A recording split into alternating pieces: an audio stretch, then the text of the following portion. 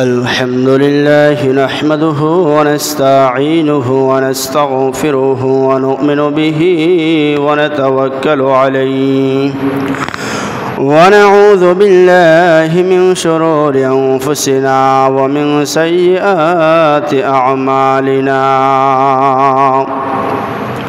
من يهده الله فلا مضل له ومن يضلله فلا هادي له ونشهد أن سيدنا وسندنا وحبيبنا وطبيب قلوبنا ومولانا محمدا عبده ورسوله أما بعد فأعوذ بالله من الشيطان الرجيم بسم الله الرحمن الرحيم جزاؤهم عند ربهم جنات عدن تجري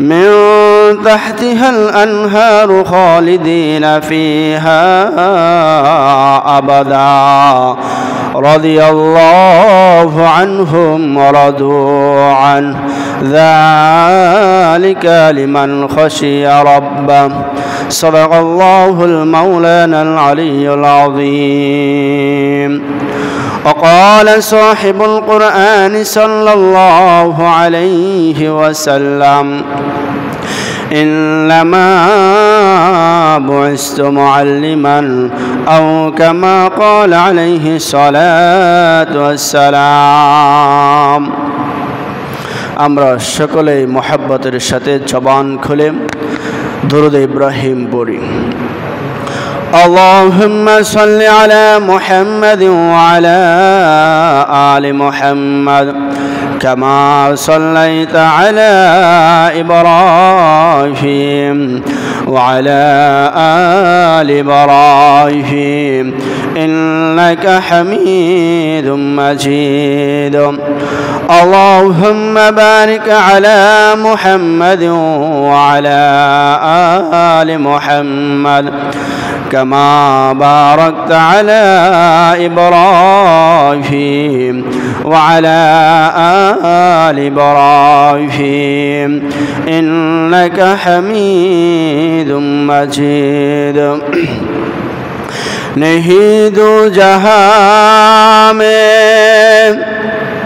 नहीं दो जहां में मिसाले मोहम्मद मिसाले खुदा है कमाले मोहम्मद जमाले खुदा है कमाले मोहम्मद मोहम्मद ने आकर कुफ्र को मिटाया कुफ्र को मिटा कर सदाकत उठाया नबी हो वली हो मुहताज उनका नहीं कोई पैगंबर उनका बराबर बलगल उला बिकमालिही कशफत तुजा बिजमालिही हसनत जमीअ खिसालिही सल्लल्लाहु अलैहि व आलिही بارك الله لنا ولكم في القرآن المجيد ونفعنا وإياكم بآيات وذكر الحكيم سبحانك لا علم لنا إلا ما علمتنا إنك أنت العليم الحكيم मुअज़्ज़ज़ मोहतरम हाज़रीन, दिगार मुरब्बियाने इस्लाम, बिरादरान इस्लाम, सम्मानित मुसलिम भाइरा, अल्लाह पाक रब्बुल आलामीन को लाखों शुक्रिया जे महान रब्बुल आलामीन आमादेरके भालोबेसे माया करे मोहब्बत करे जुमार नामाज आदाय करार जन्य मस्जिदे आसा बसार तौफिक दान करेছেন। এই জন্য আমরা সকলেই জবান খুলে মুসলমানের আওয়াজে ঈমানের শক্তিতে শুকরিয়া আদায় করে বলি আলহামদুলিল্লাহ। প্রিয় মুসলিম ভাইরা, আমি আপনাদের সামনে গত জুমায় আলোচনা করেছিলাম খেলাফতের সূচনা, হিজরির সূচনা, এগুলো নিয়ে আলোচনা করেছিলাম। সেখানে জুমার দিনের সময়ের স্বল্পতার কারণে আলোচনা শেষ করতে পারি নাই, বিধায় আজকে ইনশাআল্লাহ আলোচনার ইতি টানার চেষ্টা করব। আমা তাওফিক ইল্লা বিল্লাহ। প্রিয় ভাইরা, আমরা জানি ইসলামের তৃতীয় খলিফা হযরতে উসমান ইবনে আফওয়ান রাদিয়াল্লাহু তাআলা আনহু খেলাফতের ভার যখন তার কাছে আসলো,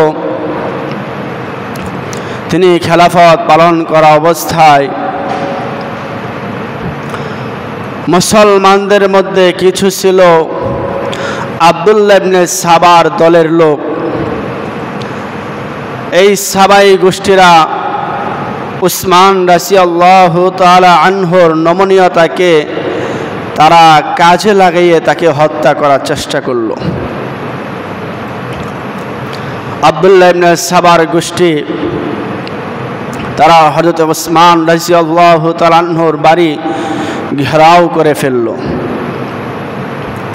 হাদিসের মধ্যে আসছে, ঐতিহাসিকরা বলেন উসমান রাদিয়াল্লাহু আনহুর বাড়ি কোন কোন বর্ণনায় আছে 21 দিন 22 দিন পর্যন্ত ঘেরাও করে রাখছে,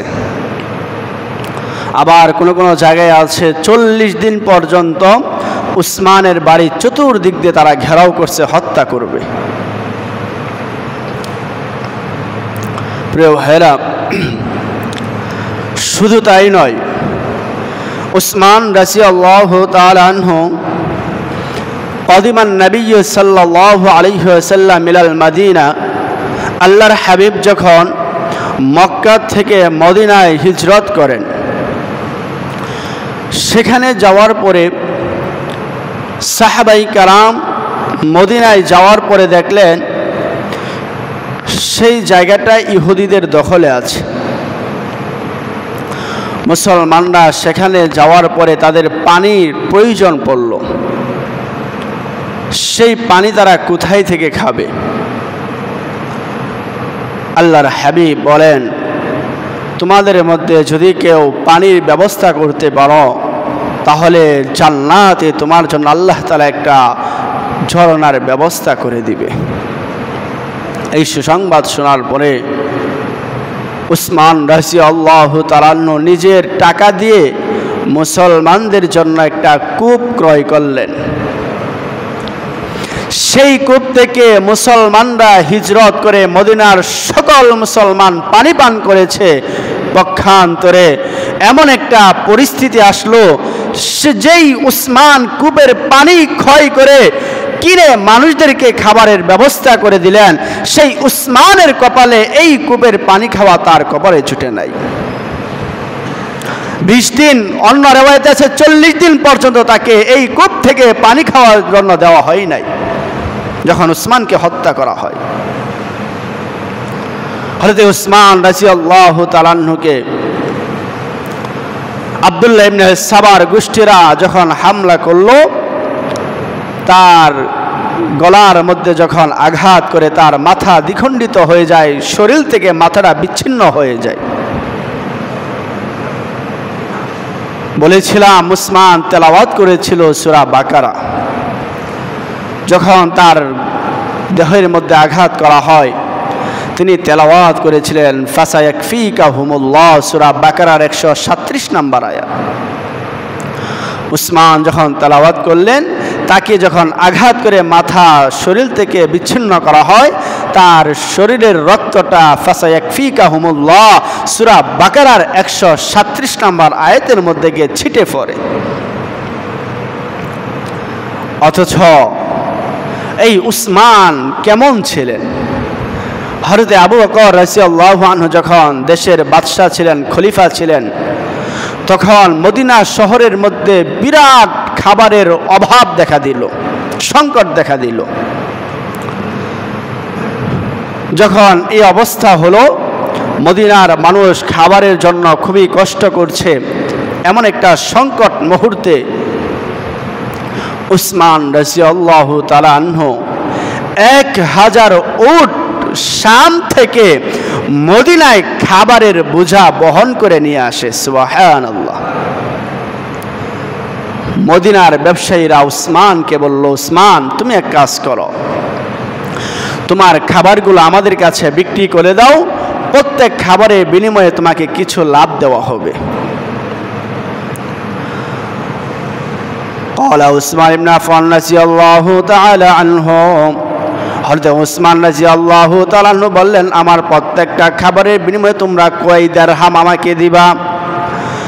ও মুসলমান মদিনার ব্যবসায়ীরা বলল, ও পয়গম্বরের সাহাবী, তোমার প্রতিটা খাবারের বিনিময়ে আমরা তোমাকে 2 টাকা করে দিব, কেনার জন্য 2 টাকা করে দিব। উসমান আবার বললেন, এটা হবে না, আরো বাড়াও। তারা বলল 3 টাকা করে দিব। উসমান বলল, এটাও হবে না, এর চাইতে বেশি আমাকে আরেকজন দিচ্ছে, আরো বাড়াও। এইভাবে বাড়াইতে বাড়াইতে 60 টাকা পর্যন্ত তারা বাড়াইল। মুসলমান ভাইরা আমার, হযরত উসমান রাদিয়াল্লাহু তাআলা আনহুকে যখন তারা 60 টাকা করে প্রত্যেকটা খাবারের বিনিময়ে বাড়াইল, এরপর উসমান বললেন, এটাও হবে না, এর চাইতেও আরেকজন আমাকে আরো বেশি দিয়েছে। মুসলমান ভাইরা আমার, এই কথা বলার পরে এবার তারা বলতেছে, ও উসমান, তুমি যদি এই খাবারগুলো আমাদের কাছে বিক্রি করো, এই খাবারগুলো আমরা মদিনা শহরের মানুষদের কাছে অল্প টাকায় বিক্রি করতে পারবো, এতে করে মদিনার দুর্ভিক্ষটা আমাদের থেকে বিলুপ্ত হয়ে যাবে। পক্ষান্তরে উসমান রাদিয়াল্লাহু আনহু বললেন, না না, এই অল্প টাকার বিনিময়ে আমি আমার খাবার বিক্রি করব না। ও মুসলমান, পয়গম্বর উসমান, আল্লাহর হাবিবের প্রিয় সাহাবী উসমান রাদিয়াল্লাহু তাআলা আনহু বলেন, তোমাদের খাবার, তোমাদের দিরহাম যেখানে যাইয়া শেষ হবে, সেখান থেকে আল্লাহ তাআলার রহমত আমার উপর শুরু হয়। এই জন্য আমি উসমান এগুলো বিক্রি করব না। 1000 উটের সমস্ত খাবার মদিনা শহরের প্রত্যেকটা মানুষকে আমি দান করে দিলাম। সুবহানাল্লাহ। আমি তোমাদের কাছে বিক্রি করার জন্য এই খাবার নিয়ে আসি নাই, তোমরা যেখানে দিতে দিতে শেষ হবে সেই জায়গা থেকে আমার আল্লাহর দেওয়া শুরু হবে। মদিনার মানুষের জন্য কি না করেছে উসমান, কি পরিমাণ তাদের জন্য উসমান দান করেছে, চিন্তা করেন। এই জন্যই তো কবি বলে, दुनियाए सदाकत में तेरा नाम रहेगा, सिद्दीक तेरा नाम से इस्लाम रहेगा।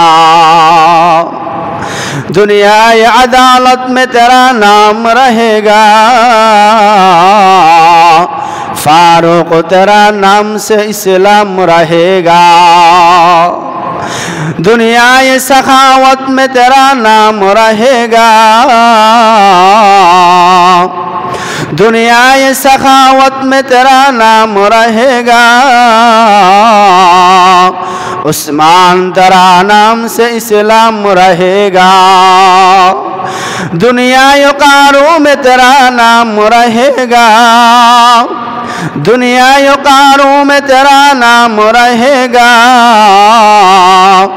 उस्मान तेरा नाम से इस्लाम रहेगा। ও মুসলমান, উসমানের দানের জীবনী শেষ করা আমাদের পক্ষে সম্ভব হবে না।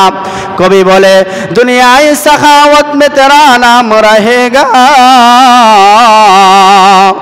মুসলমান ভাইয়েরা আমার, দানশীলতার জগতে উসমানের উপরে পৃথিবীর মধ্যে কোনো ব্যক্তি যেতে পারে না, এমন ছিল দানশীল উসমান। শুধু তাই নয়, এই উসমান রাদিয়াল্লাহু তাআলা আনহু আল্লাহর প্যারা হাবিবের কন্যা উম্মে কুলসুমকে তার কাছে যখন বিবাহ বন্ধনে আবদ্ধ করা হয়, ও মুসলমান, এই উম্মে কুলসুম হযরত উসমানের ঘরে যখন বসবাস করে, তার সাথে সংসার যখন শুরু করে, কিছুদিন যাওয়ার পর যখন তার মৃত্যু হয়ে যায়, আল্লাহর প্যারা হাবিব তার দ্বিতীয় কন্যাকে উসমানের সাথে বিবাহ বন্ধনে আবদ্ধ করে দেয়। দ্বিতীয় একটা মেয়েকে উসমানের সাথে বিবাহ দেয়। এই জন্যই উসমানকে বলা হয় জিন্নুরাইন, দুই নূরের অধিকারী হলো উসমান। এত বড় একজন সাহাবী, দানশীলতার ক্ষেত্রে যার কোনো শেষ নাই, সেই উসমানকে আব্দুল্লাহ ইবনে সাবার গোষ্ঠী হত্যা করে ফেলল। মুহতারাম হাজিরিন, এরপরে এই খেলাফতের দায়িত্ব কাকে দেওয়া হবে? যখন এমন পরিস্থিতি হলো, যারা উসমানকে হত্যা করলো সাবাই গোষ্ঠী, এই বিদ্রোহীরা চাইলো খেলাফতটা আলীকে দেওয়া হোক। কেন? আলীকে যদি খেলাফত দেওয়া হয় তাহলে অন্যান্য মুসলমানরা চাবে উসমান হত্যার বিচার করার জন্য, আর তারা চাবে উসমান হত্যার বিচার, আলী চাইবে আগে খেলাফতটা প্রতিষ্ঠিত হোক। তখন দেখা যাবে দুই দলের মধ্যে তারাই ঝগড়া লেগে যাবে। চিন্তা করছেন ওদের চালাকিটা কি পরিমাণ, ওরা অভদ্র ছিল। উসমান রাদিয়াল্লাহু আনহু মৃত্যুর পরে, শহীদ হওয়ার পরে আব্দুল্লাহ ইবনে সাবার গোষ্ঠী আলীকে খেলাফতের দায়িত্ব দিতে চাচ্ছে। আলী চিন্তা করলো, যদি আমি খেলাফতটা না নেই তাহলে এই বিদ্রোহী দলের যে কেউ খেলাফত নিয়ে নিবে। এই আশঙ্কা করে তিনি খেলাফতের ভার গ্রহণ করলেন, দায়িত্ব নিলেন। উসমান হত্যার খবর যখন আম্মা জান আয়েশার কানে গেল, তিনি তো ছিলেন মক্কায় হজরত অবস্থায়। হজ শেষ করার পর যখন মদিনায় যাবেন, রাস্তায় খবর হলো উসমান শহীদ হয়ে গেছে। আম্মা জান আয়েশা আবার মক্কার দিকে রওনা দিলেন। মক্কায় যাওয়ার পরে সাহাবাই কেরামকে নিয়ে পরামর্শ করলেন, উসমানকে হত্যা করার প্ল্যান কোথায় হয়েছে? তারা বলল, বসরা এবং কুফার মধ্যে তাকে হত্যা করার পরিকল্পনা করা হয়। আম্মা জান আয়েশা বলে, চলো আমরা বসরা এবং কুফায় যাব, সেখানে উসমানের হত্যাকারীদের বিচার আগে করব, তারপর আমরা খেলাফত প্রতিষ্ঠিত করব। এই কথা বলে আম্মা জান আয়েশা তার দল নিয়ে, তার বাহিনী নিয়ে বসরায় রওনা হয়ে গেল। এই দিক দিয়ে আলী রাদিয়াল্লাহু আনহু যখন জানতে পারলো, আম্মা জান আয়েশা তো ওনার শাশুড়ি আম্মা হয়, তিনি যখন জানতে পেরেছেন আম্মা জান আয়েশা তো বসরায় গেছে, আগে উসমান হত্যার বিচার করবে, তারপর খেলাফত, সুতরাং আমাকেও বসরায় যাওয়া উচিত। আম্মা জান আয়েশা বসরার মধ্যে গেলেন। এই দিক দিয়ে আলী রাদিয়াল্লাহু আনহু তিনিও বসরার মধ্যে গেলেন। সেখানে যাওয়ার পরে আম্মা জান আয়েশার সাথে আলী রাদিয়াল্লাহু আনহু চুক্তি করলেন, আম্মা জান, এখন যে অবস্থা, এই অবস্থার মধ্যে আমরা কি করতে পারি? আপনি যা বলবেন তাই করব। আম্মা জান আয়েশা বললেন, আগে মদিনায় যারা উসমানকে হত্যা করেছে তাদের বিচার আগে করব, তারপর আমরা তোমার হাতে বাইয়াত গ্রহণ করব। দেখেন, ফয়সালা কিন্তু সমাধান হয়ে গেছে। এই ফয়সালা হওয়ার পরে আব্দুল্লাহ ইবনে আম্মা জান আয়েশা একটা কামরায় ছিল, একটা তাবুক, আলীর একটা তাবুক ছিল, হযরত তলহা এবং হযরত জুবাইর, তারা চারটা তাবু হয়েছে, মোট 4টা তাবু করা হলো। আব্দুল্লাহ ইবনে সাবার গোষ্ঠী চিন্তা করলো, এখন যদি আলী আর আম্মা জান আয়েশা এক হয়ে যায় তাহলে তো আমাদেরকে আগে হত্যা করবে, কারণ উসমানকে তো আমরাই হত্যা করছি। এটা বলার পরে সে কি করলো, সব তার গোষ্ঠীদেরকে নিয়ে পরামর্শ করলো। তার গোষ্ঠীর, তার বাহিনীকে 2টা দল করছে, এক দলকে 4 ভাগ, আরেক দলকে 2 ভাগ করছে। টোটাল কয় ভাগ হলো? 6 ভাগ। তাদেরকে বলল, 2 বাহিনীকে বলল, তোমরা একজন আলীর তাবুকে আক্রমণ করবা, আরেক দলকে বলল তোমরা আম্মা জান আয়েশার তাবুকে আক্রমণ করবা, তলহার তাবুকে এবং জুবাইরের তাবুকে। মোট 6 দলের মধ্যে 4টে দলকে বলছে 4টে তাবুকের মধ্যে হামলা করার জন্য। বাকি রইল কয় দল? 2 দল। এদেরকে বলতেছে, তোমরা এক কাজ করবা, যখন আম্মাজান আয়েশার তাবুকে আক্রমণ করা হবে তখন তোমরা আম্মাজান আয়েশার তাবুকে চিৎকার করে বলবা আলীর দল আমাদের তাবুতে আক্রমণ করছে। এই দিক দিয়ে আরেক দলকে বলছে তোমরা যখন আলীর তাবুকে আক্রমণ করবা তোমরা চিৎকার করে বলবা আয়েশার দল আমার আলীর তাবুকে হামলা করছে। ব্যাসটা কোথায় লাগছে বুঝছেন? যখন রাতের বেলা আব্দুল্লাহ ইবনে সাবার গোষ্ঠী দুই চার তাবুকের মধ্যে হামলা করলো, এই দিক দিয়ে দুই জায়গায় চিৎকার করে বলতেছে আলীর দল এখানে হামলা করছে। আম্মাজান আয়েশার দল বলতেছে যে আম্মাজান আয়েশার দল আলীর উপর আক্রমণ করছে। দুই দিক দিয়ে সমস্যা হলো, আলী ভাবছে আম্মাজান আয়েশা হামলা করছে, আম্মাজান আয়েশা ভাবছে আলীর দল তার উপর হামলা করছে। যখন এমন একটা অবস্থা হলো, আম্মাজান আয়েশা আর আলী তারা যুদ্ধের প্রস্তুতি নিল। কেন? ওই যে তাদের দুই দল হামলা করলো কেন? এটার জন্য তারা যুদ্ধের প্রস্তুতি নিল। অথচ হামলা করছে কে ভাই? আব্দুল্লাহ ইবনে সাবার গোষ্ঠী হামলা করছে। মুহতারাম হাজিরিন, আম্মাজান আয়েশা এবং আলী যখন যুদ্ধ করতেছে, বিরাট যুদ্ধ হয়ে গেল, প্রায় 30,000 মুসলমান এই যুদ্ধে শহীদ হয়ে গেছে। এক পর্যায়ে আলী চিন্তা করলো এখানে তো আমাদের মধ্যে ভুল বোঝাবুঝি হচ্ছে। এই চিন্তা করে আম্মাজান আয়েশা যেই উটের মধ্যে ছিল, উট বরাবর একটা তীর নিক্ষেপ করলো। আম্মাজান আয়েশার উটটা তীর নিক্ষেপ করার সাথে সাথে মাটির মধ্যে পড়ে যায়। আম্মাজান আয়েশা বসে যায়। আর ওই সময় সিস্টেম ছিল যুদ্ধের প্রধান যদি বসে যায় তাহলে যুদ্ধ আর হয় না, যুদ্ধ বন্ধ হয়ে যায়। এই যুদ্ধের উটের নাম ছিল জামাল, উটকে বলা হয় জামাল, এই জন্য এই যুদ্ধের নাম বলা হয় জঙ্গে জামাল। আম্মাজান আয়েশার সাথে যে যুদ্ধটা হয়েছে, এরপরে আলী আবার আম্মাজান আয়েশার কাছে আসলো, বলল মা আপনার সাথে যে যুদ্ধটা হয়েছে আমরা তো আপনাদের উপর হামলা করি নাই, আক্রমণ করি নাই। আম্মাজান আয়েশা বলে আমরাও তো রাতের বেলা তোমাদের উপর হামলা করি নাই। চিন্তা করছেন, সাবাই বিদ্রোহী বাহিনী তাদের মাঝে হামলা করে একটা সংঘাত তৈরি করে দিল। এরপরে আলী রাদিয়াল্লাহু তাআলা আনহু আম্মাজান আয়েশাকে হাসান এবং হুসাইনের বডিগার্ড বানাইয়া আম্মাজান আয়েশাকে পাঠিয়ে দিলেন যে মা আপনি চলে যান, এটার ফয়সালা আমরা করব। তাকে বিদায় দিলেন। এই দিক দিয়ে হযরতে আমির মুআবিয়া রাদিয়াল্লাহু তাআলা আনহু তিনি শাম দেশের গভর্নর ছিলেন। আলী রাদিয়াল্লাহু আনহুর কাছে কিছু লোক বলতেছে যে আমিরে মুআবিয়া যে গভর্নর আছে সে তো আপনার বিরোধিতা করতেছে, আপনি এক কাজ করেন তাকে তার গভর্নর পদ থেকে বহিষ্কার করেন।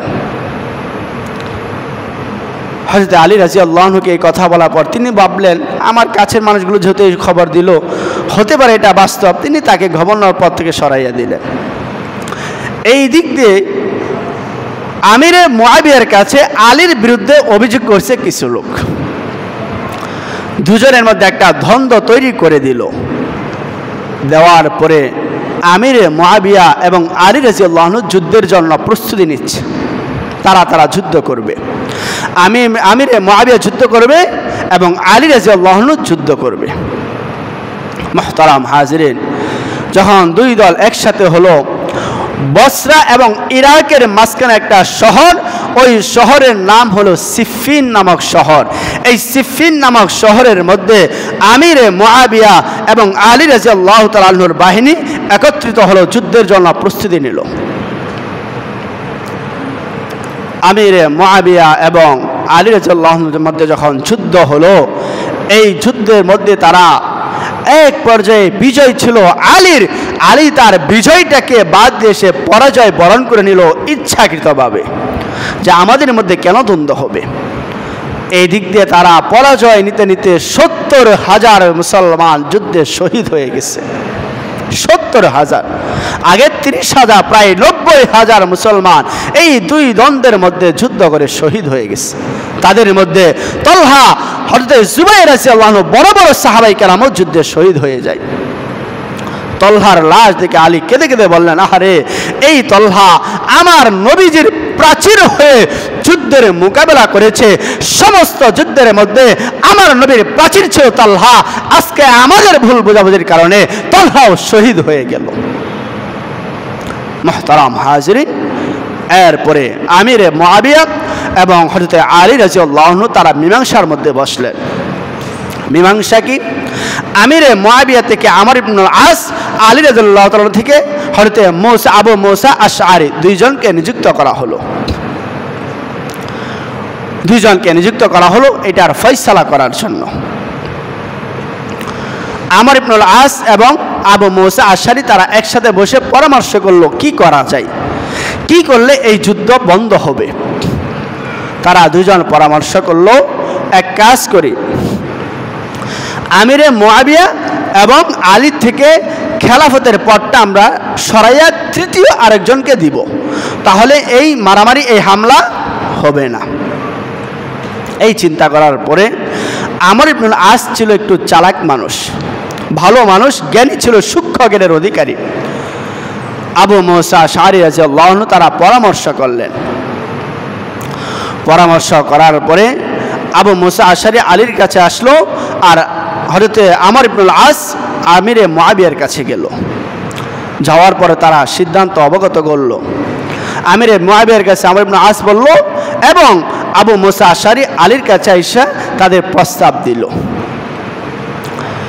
এই দিক দিয়ে যখন এই প্রস্তাব দেওয়া হলো, আবু মুসা আশআরী যখন আলীর কাছে বলল যে আপনাকে খেলাফতের পদ থেকে আপনি নেমে পড়েন, আমিরে মুআবিয়াকে হযরত আমর ইবনে আস বলল আপনিও নেমে পড়েন।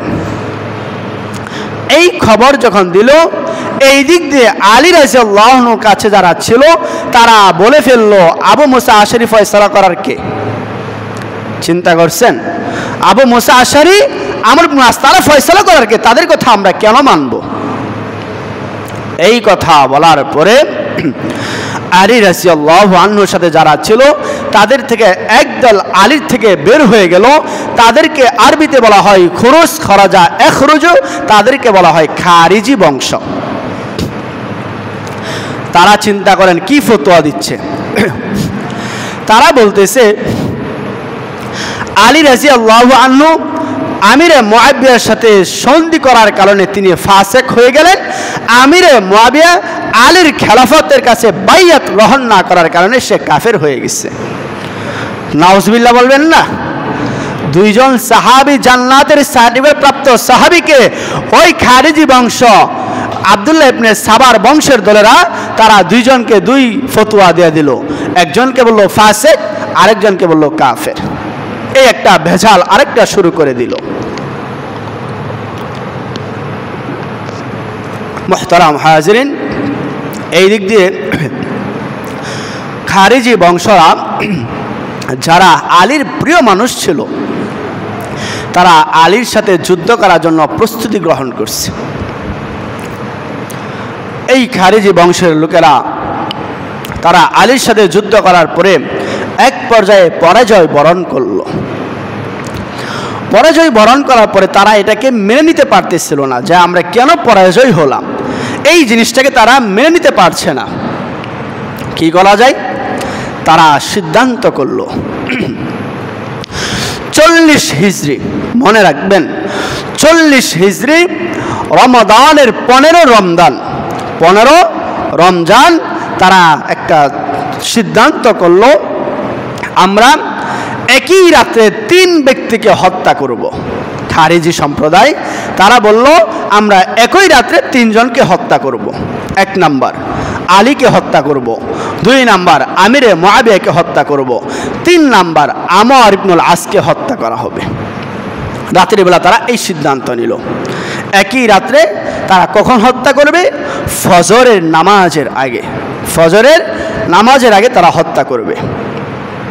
মুহতারাম হাজরিন, আলী রাদিয়াল্লাহু আনহু যখন ফজরের নামাজের ইমামতি করার জন্য মসজিদের দিকে রওনা হলেন, রাস্তার মধ্যে এক খারিজি লোক, এই খারিজি লোকের নাম হলো আব্দুর রহমান ইবনে মুলসিম।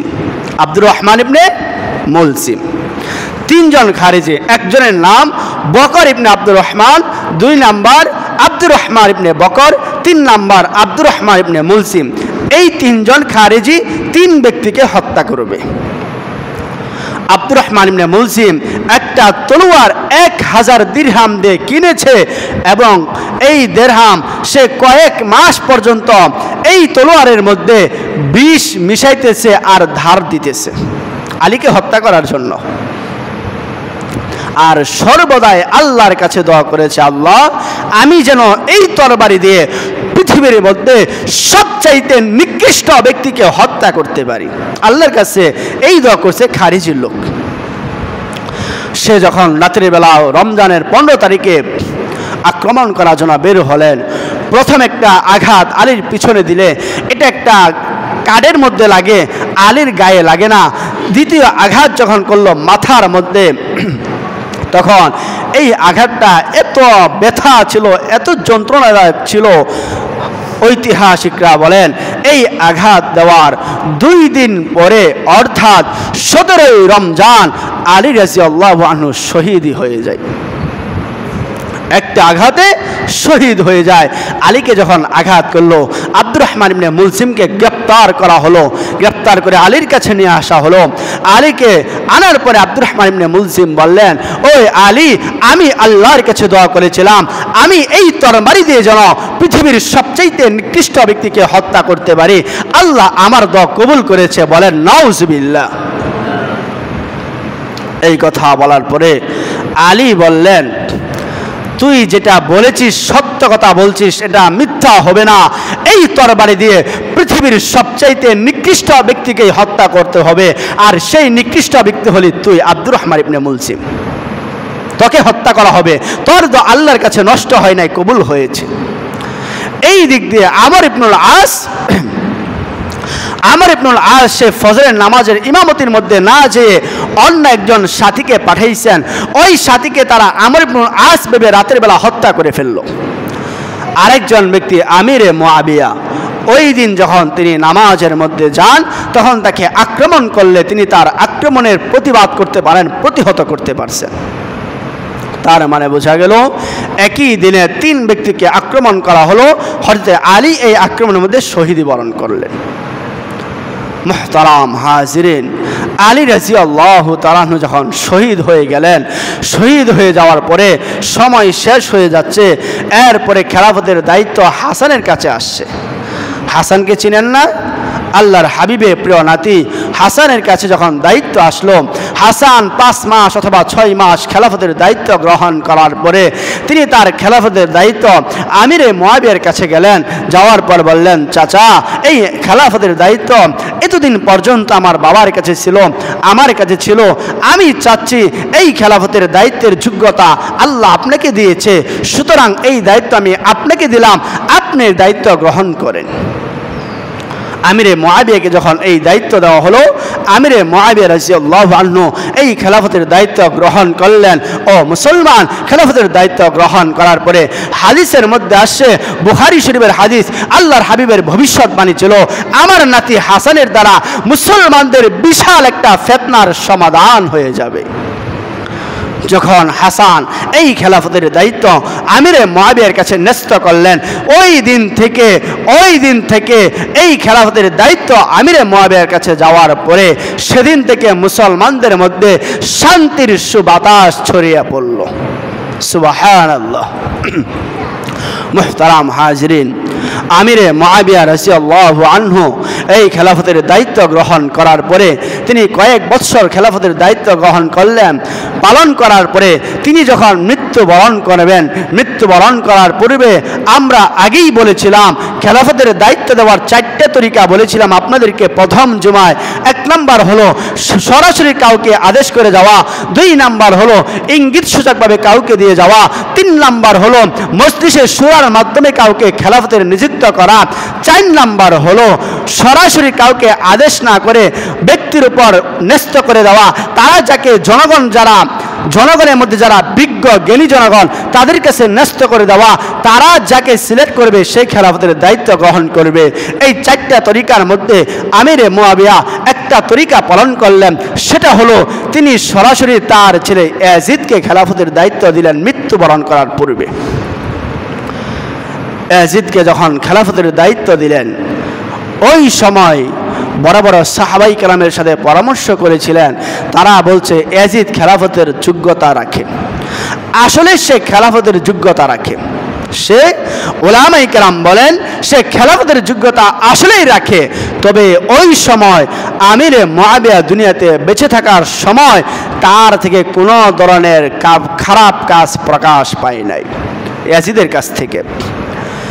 ইয়াজিদকে যখন খেলাফত দেওয়া হলো, আমিরে মুআবিয়া মৃত্যুবরণ করার পরে হযরতে হুসাইন রাদিয়াল্লাহু আনহু চিন্তা করলেন ইয়াজিদ সে খেলাফতের যোগ্যতা রাখে, কিন্তু বাবার ছেলে বাবার সন্তান খেলাফত গ্রহণ করবে এই নীতি যদি আমাদের মধ্যে বহাল থাকে তাহলে পৃথিবীটা একসময় ধ্বংস হয়ে যাবে, অযোগ্য লোকেরা নেতৃত্ব প্রদান করবে।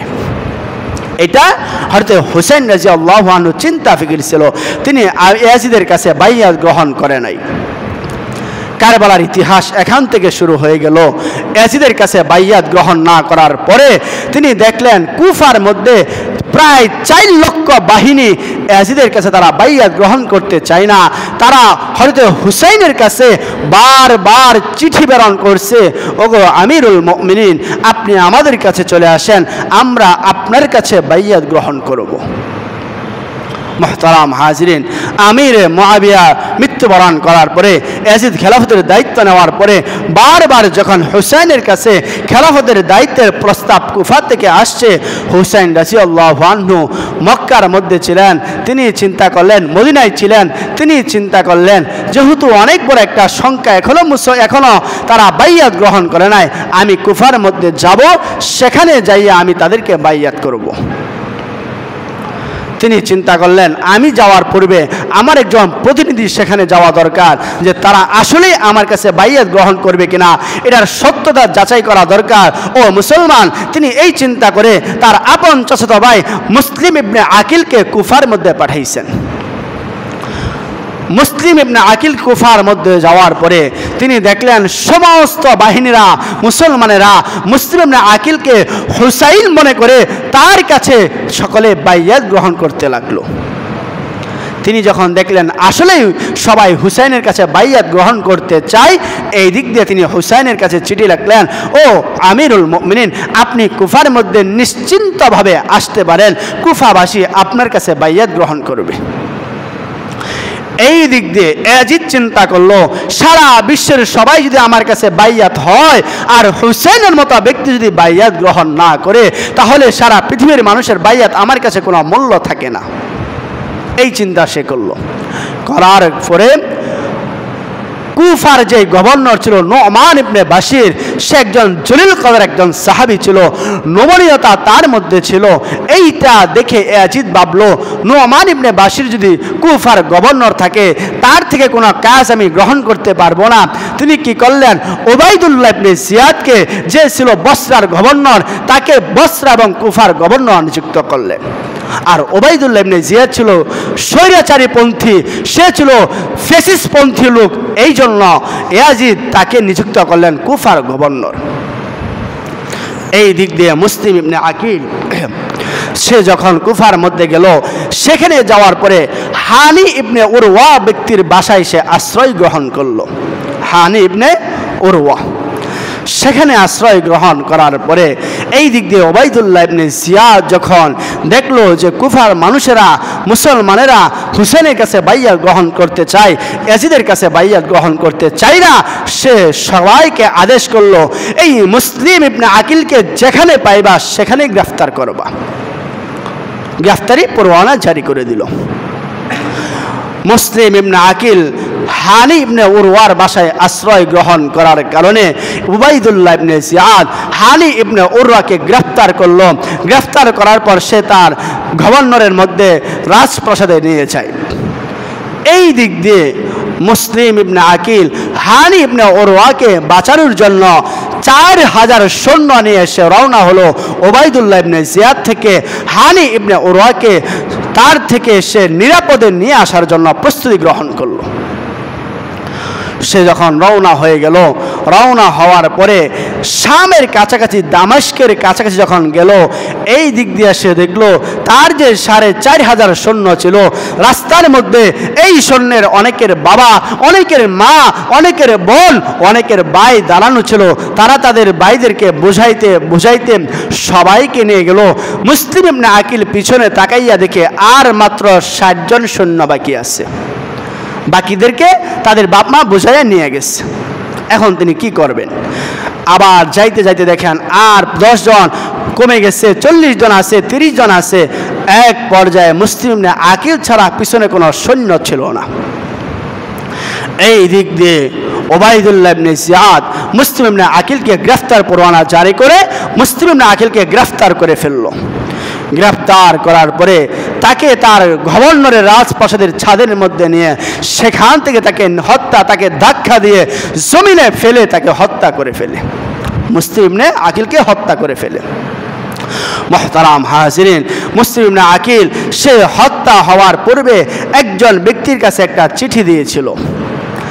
মুসলিম ইবনে আকিল সে হত্যা হওয়ার পূর্বে এক ব্যক্তির কাছে একটা চিঠি দিয়েছিল।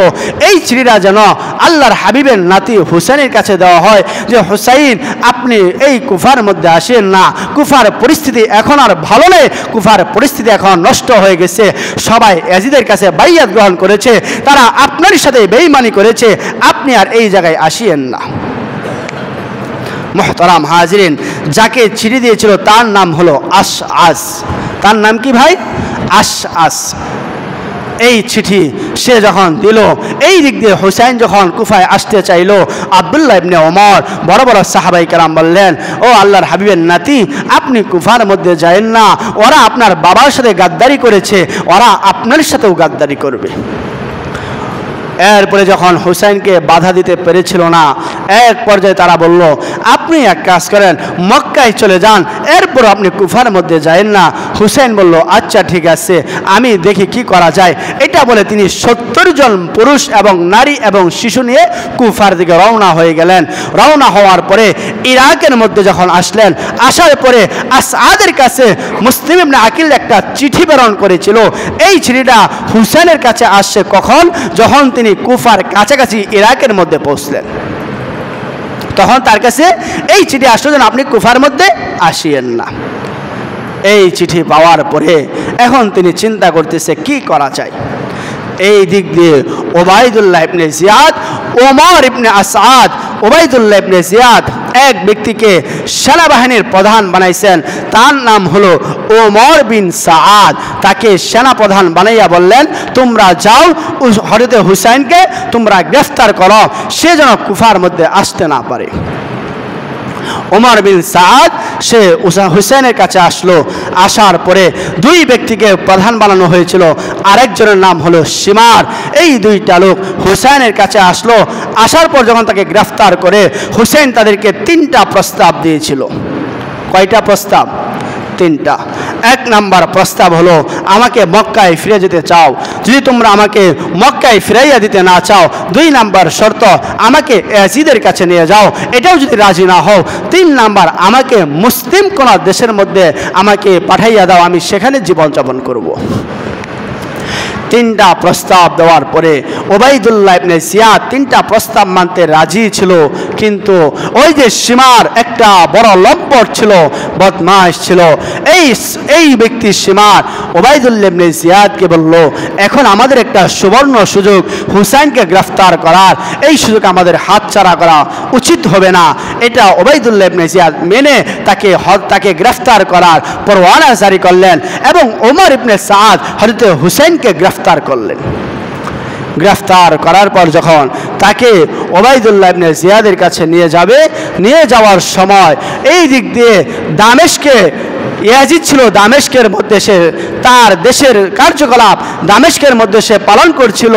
আর এখান থেকে দামেস্কের দূরত্ব হচ্ছে 900 কিলোমিটার। 900 কিলোমিটার দূরে। এই দিক দিয়ে হুসাইনকে 42 মাইল যখন তারা নিয়ে যায়, 42 মাইল যাওয়ার পরে অর্থাৎ 72.5 কিলোমিটার দূরে যাওয়ার পরে একটা জায়গায় অবস্থান করে, ওই জায়গার নাম হলো কারবালা। জায়গার নাম কি? কারবালা।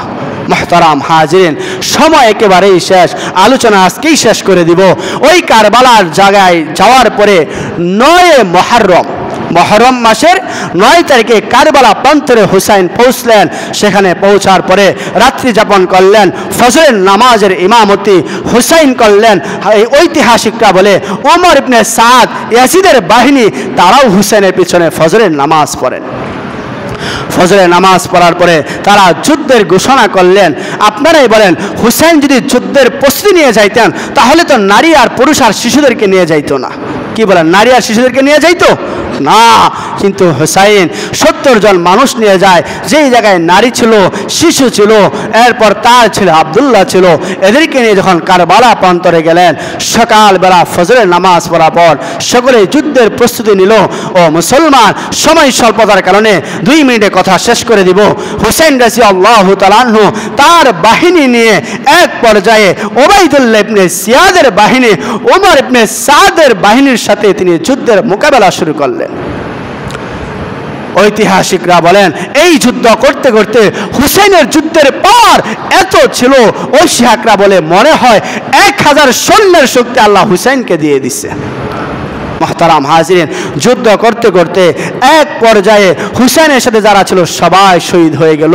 শহীদ হয়ে যাওয়ার পরে হুসাইন তার যুদ্ধ কোনোভাবেই থামায় নাই।